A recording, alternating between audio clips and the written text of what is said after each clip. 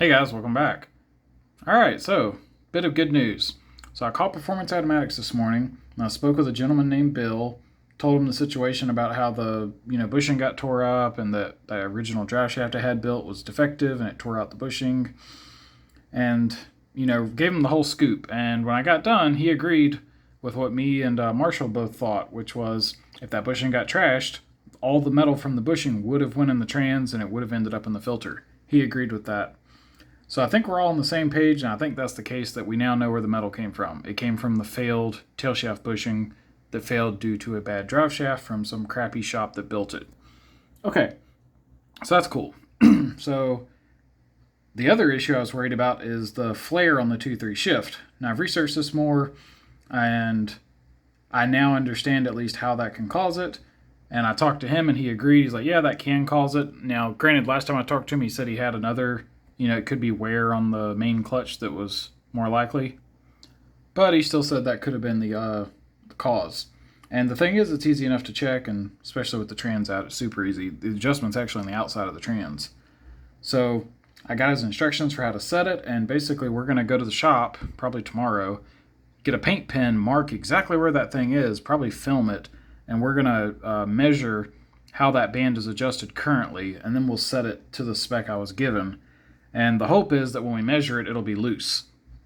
So a loose band, it kind of seems backwards. You would think that if the band was loose, it would, anyway, it's like counterintuitive.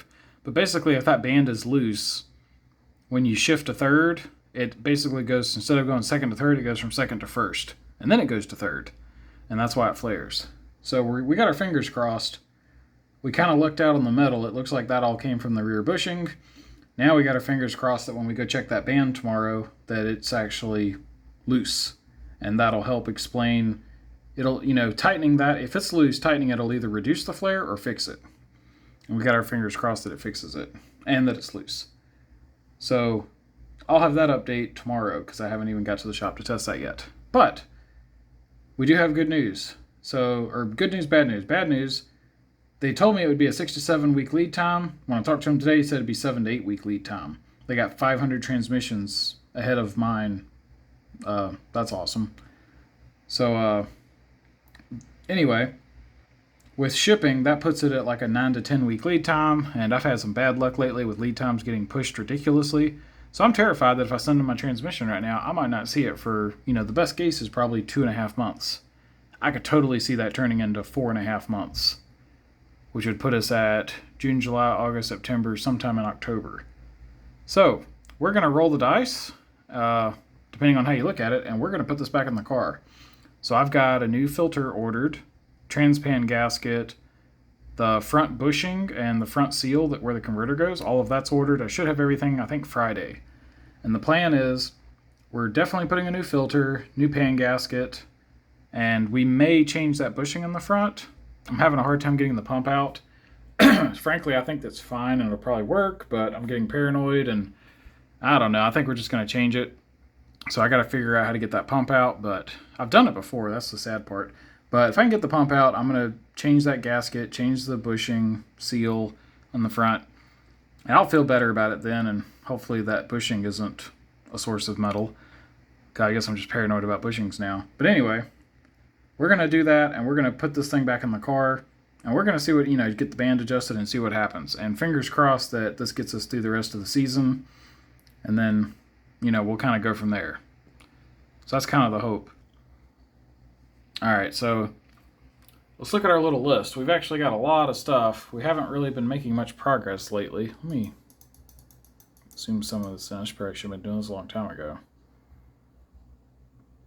Okay, so here's some stuff we gotta do. We're gonna grab some mineral spirits, so we're gonna use that to clean stuff. I need a new gauge cluster because a few people have commented, and rightly so, that my gauge cluster is going crazy. And I don't know if it's the computer, the cluster, or what, but I'm just gonna buy a new cluster. Change that first, see what happens. So we're gonna get a 1/8 NPT to 4AN fitting. So this is gonna be, I wanna measure line pressure. I actually have a set of gauges to do this that are just for like diagnostics, but I also got a pressure sensor. And I think I found the test port on the side of the trans that's plugged. So we're gonna buy this, put a fitting and a cap, and that way in the future I can hook a hose to this and a sensor or a gauge or whatever I want. Then we're gonna, this is roughly in order. Then we're gonna measure that intermediate band position. I think that's what it's called. Yeah, intermediate band. So we're gonna measure that and then set it per their instructions. We're gonna wipe off the outside of the trans with, not acetone, maybe alcohol or something. Just clean all the dust and dirt off, so that none of that gets in the trans before we start working on the trans. Then we're gonna clean the inside of the pan. It's really not that bad, but we're gonna like rough clean it. Change out the converter seal. I don't know if I actually have the bushing and stuff. Yeah, I got it listed down here. We'll probably do all of that, but we'll see. Clean the converter bolts. So these get Loctited, and I need to clean all that real well. That way we don't have to worry about. So this worked last time, so we're just going to do the same exact process. Wire wheel, brake parts cleaner, and then red Loctite. The old dipstick is going to come out. We got a new one. The old one sucks, so we got a nice like name brand one now. Clean the converter. So I think we're just going to use like mineral spirits or something. I'm really not sure, but I want to clean this thing out best I can. So I'm guessing I'll probably dump all the fluid out I can, dump some mineral spirits, dump that, more mineral spirits, dump it, do that like 3 or 4 times until it looks clean, dump some fluid in it, and then dump that a few times so that we get the mineral spirits out. Something like that. Maybe I'll Google how to do that. But I know we're going to at least attempt to clean it. We're going to drill and tap the pan for the gauge and sensor. So like it says, I got a sensor that's going in there for temperature. That came in. And I also have the gauge for my gauges that need to get installed. All that's going on. Then we'll do a final clean on the pan, put our sensors on. We may paint the outside of the transmission. So this thing looked awesome when I bought it, but half the paint's flaking off now, so we'll see how that goes. I would kind of like to freshen it up just to make it look nice. New dipstick on. There's that bushing and pump gasket and all that stuff. We're probably going to do that, even though I don't want to. We'll put our filter on. I actually bought like 4 of these. The website I bought it from, if you spent $40, you get free shipping. And anyway, I wanted to buy at least 2 of everything, and then it just ended up buying 4. So I got a bunch of these. Let's hope they're the right filter. Then we'll put the pan on with the new gasket. Not sure on torque spec. This one. So I put on here, design a new bracket to support transmission, fabricate it, blah, blah, blah, weld this, drill tap. So here's the thing. That cross member that the transmission sits on, you may remember the nuts for it were inside the car. I had to pull the seats and the carpets and all this crap just to get to them. And then when you put it back in the car, it's also annoying because you basically... I remember this sucking because you got to put the bolts through and then you got to put the nut, and the nut wants to spin, and it's just kind of annoying. So what we're going to do, we talked about maybe tack welding the nuts in the car, but that kind of has a whole host of issues. 1, the inside of the car is painted, and 2, the nuts have like a weird coating on them, which I guess I could grind off and weld. But then you're still welding on the inside. There's carpet, there's insulation, and yeah, you could pull all that, but what a nightmare. So what I think we're going to do is we're going to get some steel plate, and we're going to lay the bracket. So the car already has 4 holes drilled where the crossmember goes. And then the crossmember itself has a plate with 4 holes, and the bolts go through it, then through the car, and you put a nut on the other side. We're basically going to put a plate against the crossmember, mark the 4 holes, or drill it or something. And we're basically going to build a plate that lines up with those, and then that plate, we're going to weld nuts to it. And then that plate now has all 4 nuts welded to it.